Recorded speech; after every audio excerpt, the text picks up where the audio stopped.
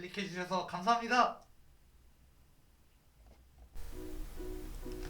Hello everyone, I'm Raiseo JK Dae. Today we are continuing our series on South Korea's economic development. In the previous video, we talked about how South Korea transformed itself from one of the poorest countries in the world into a major industrial economy. But that raises an important question. How exactly did South Korea do it? How did a country with limited natural resources, a small domestic market, and widespread poverty build world-class industries? How did South Korea become a global exporter of cars, ships, electronics, semiconductors, and advanced technology? The answer lies in a unique combination of export-led growth, heavy industrialization, and a powerful developmental state. In today's video, we will explore how these three factors worked together to create what many economists call the miracle on the Han River. Let's begin. When South Korea emerged from the Korean War in 1953, the country was devastated. Much of its infrastructure had been destroyed. Industrial production was extremely limited. Per capita income was among the lowest in the world. Many people depended on foreign aid simply to survive. At the time, few observers believed South Korea would ever become an industrial power. Unlike countries rich in oil, gas, or minerals, South Korea had very few natural resources. The domestic market was small, capital was scarce, technology was limited. The country faced military threats from North Korea. The future looked uncertain. During the 1950s, the South Korean economy depended heavily on aid from the United States. Aid helped provide food, basic infrastructure, and financial support. However, aid alone could not create long-term prosperity. South Korea needed a strategy for economic development. That strategy emerged during the 1960s. In 1961, a military coup brought Park Chung-hee to power. Park remains one of the most controversial figures in Korean history. Critics point to authoritarian rule, political repression, and restrictions on democracy. Supporters emphasize economic growth and industrial modernization. Regardless of one's political views, there is little doubt that Park's government fundamentally transformed the Korean economy. The government adopted a developmental state model. What is a developmental state? A developmental state is a government that actively guides economic development.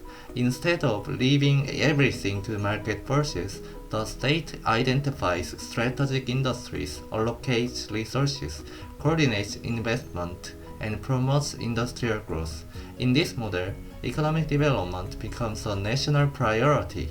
Government officials, banks, businesses, and planners work together toward long-term goals. South Korea did not invent this model. The country was influenced by Japan's post-war economic system. However, South Korea adapted the model to its own circumstances. One of the first major decisions was to focus on exports. This became known as export-led growth. Export-led growth means producing goods for foreign markets rather than relying mainly on domestic consumption. This strategy was especially important for South Korea. The domestic market was too small to support large-scale industrialization. If Korean companies wanted to grow, they needed access to global markets. The government encouraged exports through various policies. Exporting firms received tax benefits. They received access to low-interest loans. They received preferential treatment in obtaining foreign currency. Successful exporters gained government support. Poor performers risked losing support. Export performance became a key measure of success. Government officials closely monitored export targets. In some cases, expert results were reviewed personally by top leaders. This created intense pressure to compete internationally. At first, South Korea focused on labor-intensive industries. The country exported products such as textiles, clothing, footwear, wigs, plywood, and simple manufactured goods. These industries required relatively little capital. They took advantage of Korea's abundant labor force. Wages were low compared with developed countries. As exports increased, foreign currency earnings increased as well. Foreign currency was crucial. It allowed South Korea to import machinery, technology, industrial equipment, and raw materials. In other words, exports generated the resources needed for further industrialization. This created a powerful cycle. Export growth generated foreign currency. Foreign currency financed investment. Investment increased industrial capacity. Increased industrial capacity led to more exports, and more exports generated even more foreign currency. By the late 1960s, South Korea's exports were growing rapidly. The country's economic transformation had begun. However, Park Chung-hee and his planners believed that light manufacturing alone would not be enough. If South Korea wanted to become a major industrial power, it needed heavy industry. This led to one of the most ambitious industrial policies in modern economic history, the Heavy and Chemical Industry Drive. Often called the HCI drive, this policy began in the 1970s. The goal was to develop industries that required large amounts of capital, technology, and engineering expertise. These industries included steel, shipbuilding, petrochemicals, machinery, automobiles, and electronics. Many observers thought the plan was unrealistic. South Korea was still relatively poor. It lacked experience in many of these sectors. The risks were enormous, yet the government moved forward. One of the most important projects was steel production. Steel is often considered the foundation of industrialization. Steel is necessary for construction, automobiles, machinery, ships, and countless industrial products. At the time, many international experts argued that South Korea should not build a large steel industry. Some believed the country lacked the resources and market conditions necessary for success. The government disagreed. In 1968, plans were finalized for what would become one of the world's most important steel companies, POSCO. When POSCO was established, many people were skeptical. South Korea imported most of its steel. The company faced financial and technological challenges, yet POSCO expanded rapidly. Over time, it became one of the most efficient steel producers in the world. The success of POSCO provided a critical foundation for many other industries. Shipbuilding offers another remarkable example. In the early 1970s, South Korea had little experience building large commercial ships. Nevertheless, the government supported the development of a shipbuilding industry. One company played a particularly important role. Hyundai Motor Group founder Jung Ju-young famously pursued large shipbuilding projects despite skepticism from foreign observers. South Korean shipyards gradually gained expertise, so costs remained competitive, quality improved. Eventually, South Korea became one of the world's leading shipbuilding nations. Large shipyards emerged along the country's coast. Korean-built ships were sold around the world. The automobile industry followed a similar path. South Korea initially assembled vehicles using foreign technology.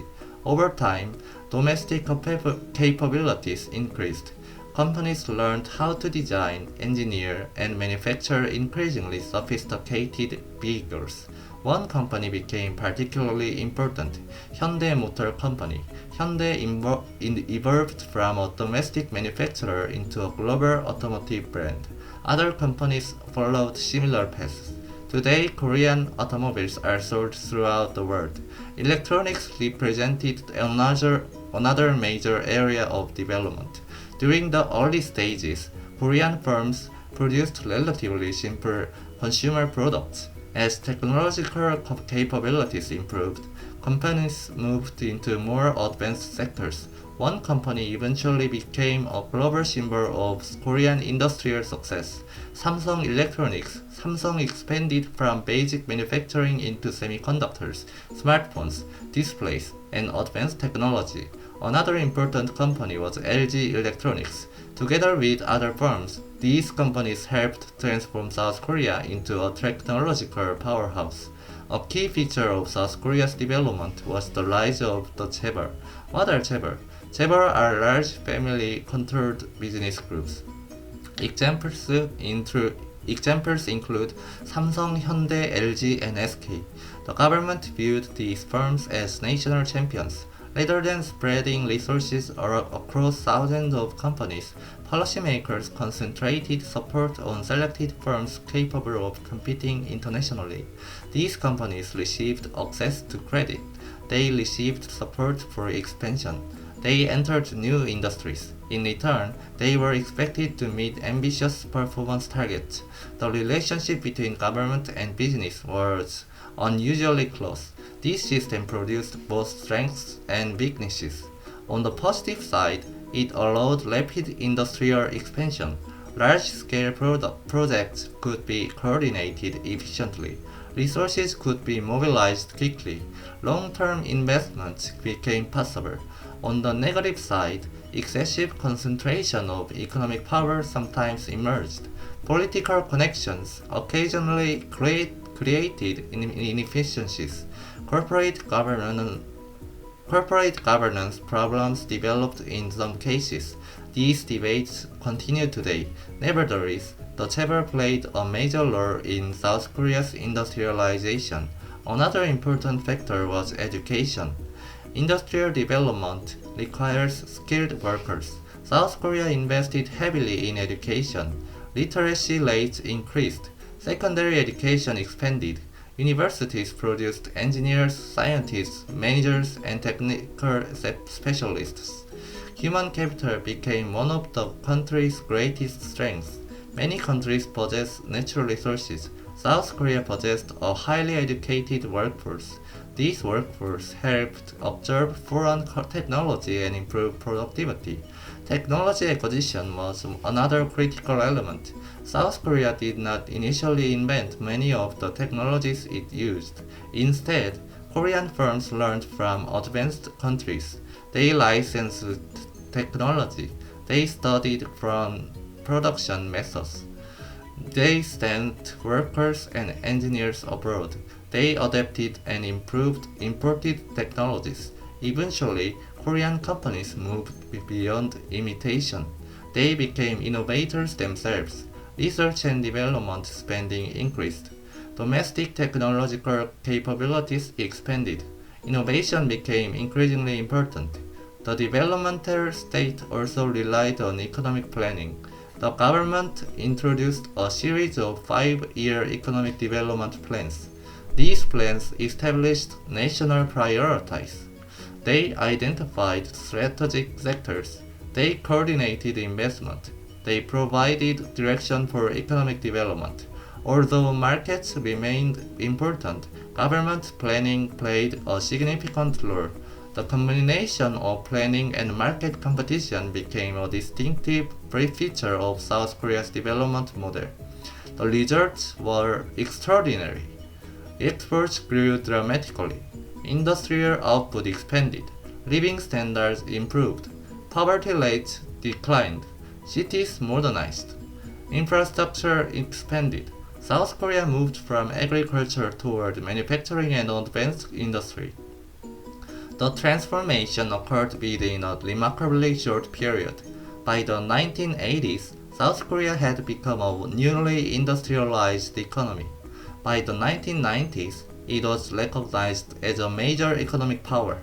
By the 2000s and 2010s, Korean companies were competing successfully on a global scale. However, the story was not entirely smooth. Rapid industrialization came with costs. Workers often faced long hours and difficult conditions. Labor disputes occurred. Environmental problems emerged. Political freedoms were limited during portions of the developmental period. Economic concentration raised concerns about inequality and corporate influence. South Korea also experienced major economic challenges. The most significant was the Asian financial crisis of 1997. Many companies had accumulated excessive debt. Financial vulnerabilities became visible. The crisis forced major reforms. Corporate restructuring occurred. Financial systems were strengthened. Economic institutions evolved. Despite these challenges, South Korea recovered. The economy continued to be developed. Today, South Korea is one of the world's leading industrial and technological nations. Its companies compete globally. Its products reach consumers across every continent. Its cultural influence has expanded through music, film, television, and digital media. Looking back, several lessons emerge from South Korea's experience. First, export-led growth connected the country to global markets. Second, heavy industrialization created the foundation for advanced manufacturing. Third, the developmental state coordinated investment and long-term planning. Fourth, education and human capital played essential roles. Fifth, technology acquisition and innovation allowed continuous upgrading. No development model is perfect. Every country faces unique historical, political, and economic circumstances. The Korean experience cannot simply be copied. However, South Korea's transformation remains one of the most remarkable examples of economic development in modern history. A country devastated by war, a country with limited natural resources, a country once dependent on foreign aid, yet through expert industrialization, education, and long-term planning, it became one of the world's leading economies. That is the story of how South Korea built its industrial power. Thank you for watching. If you enjoyed this video, please like, subscribe, and leave a comment below. What do you think was the most important factor behind South Korea's economic success? I'll see you in the next video. Goodbye.